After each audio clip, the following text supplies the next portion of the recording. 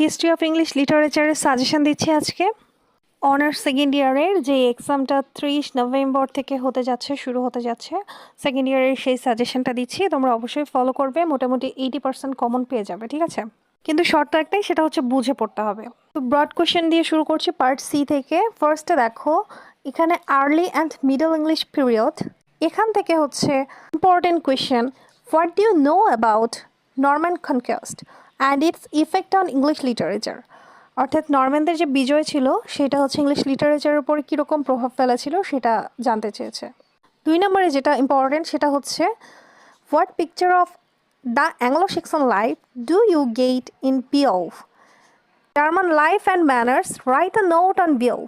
এই দুটাই মোটামুটি ইম্পর্টেন্ট ছিল মিডল ইংলিশ পিরিয়ড থেকে, আর আর্লি ইংলিশ পিরিয়ড যেটা সেখান থেকে এই দুইটাই মোটামুটি ইম্পর্টেন্ট ছিল। তোমাদের মাথায় যদি হিস্ট্রি অফ ইংলিশ লিটারেচার খুব ভালো মতো না ঢোকে, অর্থাৎ তোমরা যদি বুঝতে না পারো, সাবজেক্টটাকে অনেক কঠিন মনে হয়, তাহলে আমার হিস্ট্রি অফ ইংলিশ লিটারেচারের A to Z নামের একটা ভিডিও আছে, অবশ্যই সেটা দেখে আসবে। তোমাদের কাছে একদম ক্লিয়ার হয়ে যাবে, হিস্ট্রি বিষয়টা একদম পানির মতো সহজ হয়ে যাবে। শর্ত একটাই, বুঝে পড়তে হবে। এরপরে দেখো দ্য এজ অফ চচার্স, এখান থেকে ইম্পর্টেন্ট প্রশ্ন হচ্ছে discuss Chaucer's as a representative point of his age, how did Chaucer represent his age, why is Chaucer called father of English poetry. এই কোয়েশ্চেনটা ইম্পর্টেন্ট। আর 2 নম্বরে যে কোয়েশ্চেনটা আমার ইম্পর্টেন্ট মনে হয়েছে সেটা হচ্ছে discuss the 3 stage of Chaucer's poetic development, অথবা career of Chaucer's as a poet, Chaucer's contribution to English literature in 3 phases। তোমরা একটা বিষয় ভালো করে বুঝে নিবে, সেটা হচ্ছে অনেক সময় অনেকগুলো কোয়েশ্চেনের অ্যান্সার কিন্তু একটাই হয়, অর্থাৎ একটারই অ্যান্সার হবে এরকম একটা কোয়েশ্চেনকে অনেকভাবে দেওয়া থাকে। তো তোমরা এই বিষয়টা কখনোই ভুল করবে না। এই কোয়েশ্চেনগুলো যদি অন্যরকমভাবে আসে এবং তোমাদেরকে বুঝতে হবে কোয়েশ্চেনটা, তাহলে তুমি বুঝতে পারবা যে সেম অ্যান্সার হবে কোথায় কোথায়। সো এখানটায় প্লিজ ভুল করে এসো না।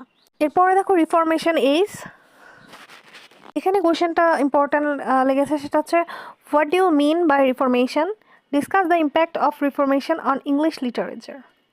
এরপর দেখো Renaissance, Elizabethan, Jacobean and Puritan age. তো দেখো পিউরিটান এজ, এখান থেকে হচ্ছে তোমার আমাদের মানে ইম্পর্টেন্ট যে কোয়েশ্চেনগুলো মনে হয়েছে তার মধ্যে 1 নম্বরটা হচ্ছে what the metaphysical poets evaluate their contribution to English poetry. 2 নম্বরটা হচ্ছে assess the contribution of the university wits to English drama. 3 নম্বরটা হচ্ছে write a brief essay on Shakespeare's contribution to English drama. 4 নম্বরটা ইম্পর্টেন্ট মনে হয়েছে discuss the influence of Renaissance on English literature. 5 নম্বরটা trace the characteristics of English literature during the Elizabethan period. এরপরে দেখো discuss the main feature of Renaissance Elizabethan drama, what do you know about Renaissance drama. এরপর চলে আসা যাক restoration period, এখান থেকে important হচ্ছে what is restoration, discuss the historical and political background of the age. 2 নম্বরটা হচ্ছে write an essay on the restoration comedy of manners, describe comedy of manners, discuss the development of comedy of manners. 3 নম্বর কোয়েশ্চেনটা হচ্ছে what social and political aspects of the restoration period reflected in the play of William Congreve. এরপরে চলে আসা যাক neo classical এজে, write a note on pops work, অর্থাৎ Alexander Pope's and contribution to the neo classical age. এরপরে হচ্ছে অথবা give a brief account of satire in the 18th century with reference to Pope and Dryden. 2 নম্বরটা হচ্ছে discuss the general characteristics of the poetry the neoclassical age. এরপরে দেখো describe the major romantic poets and their contribution to English poetry. 2 নম্বরটা হচ্ছে examine the influence of the French revolution on romantic poetry. কোয়েশ্চেনগুলো হচ্ছে romantic age থেকে, ঠিক আছে? এবার 3 নম্বরটা দেখো discuss the silent features of romanticism in the works of the major romantic poets. এবার দেখো Victorian age, discuss the conflict between science and religion of the Victorian period.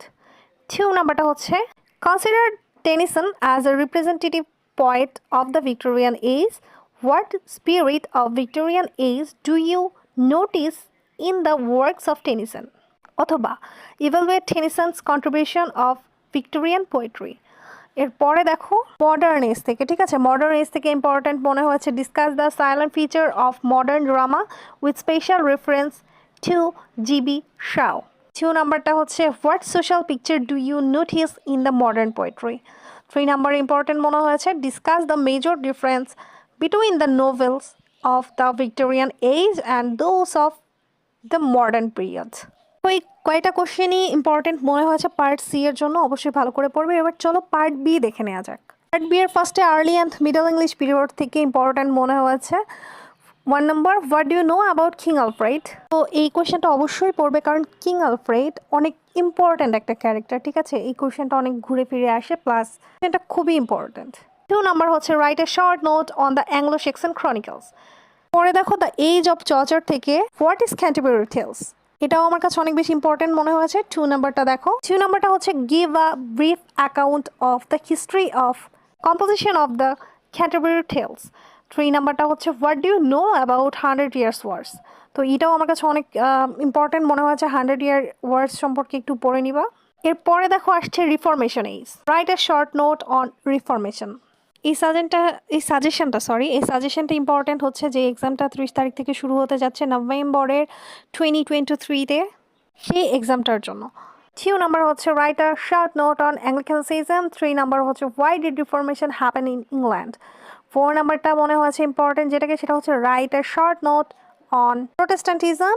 এরপরে দেখো Renaissance, Elizabethan age, Jacobean and Puritan, ঠিক আছে, Puritan. এখান থেকে important মনে হয়েছে write about the Globe theatre. 2 নাম্বারটা হচ্ছে who are the cavalier poets, write a note on the qualities of them. 3 নাম্বারটা for what is Ben Jonson remarkable in Jacobean literary work. 4 নাম্বারটা দেখো in what sense is John Milton a classicist, অথবা write a short note on John Milton. এরপরে দেখো why Spenser called poets poet, কেন স্পেন্সারকে কবিদের কবি বলা হয়। এরপরে 6 নাম্বারটা হচ্ছে write a short note on humanism. তো এরপরে রেস্টোরেশন পিরিয়ড থেকে ইম্পর্টেন্ট মনে হয়েছে what are the chief characteristics of restoration literature. 2 number হচ্ছে write about restoration comedy of manners. এরপরে দেখো নিও ক্লাসিক্যাল এজ, এখান থেকে how does Pope reflect the critical spirit of the 18th century. 2 নাম্বারটা দেখো who is sir Roger de Coverley. এরপরে দেখো 3 নাম্বারটা assess the contribution of Sten and Staley to the development of English prose. এরপরের কোয়েশ্চেনগুলো হচ্ছে romantic age থেকে, which period is called the romantic revival and why. 2 নাম্বারটা হচ্ছে what are the characteristics of romantic poetry. 3 নাম্বারটা হচ্ছে why is Blackie called precursor of the romanticism. 4 নাম্বারটা হচ্ছে write a note on Wordsworth pantheism. 5 নাম্বারটা হচ্ছে write a brief note on lyrical ballads. এরপরে দেখো ভিক্টোরিয়ান এজ। 1 নাম্বারটা হচ্ছে what do you know about the origin of species. 2 নাম্বারটা হচ্ছে what is the Oxford movement. 3 নাম্বারটা হচ্ছে what is the Victorian compromise. এরপর দেখো 4 নাম্বারটা হয়েছে write a note on the women novelist of the Victorian age. 5 নাম্বারটা হচ্ছে write a short note on dramatic monologue.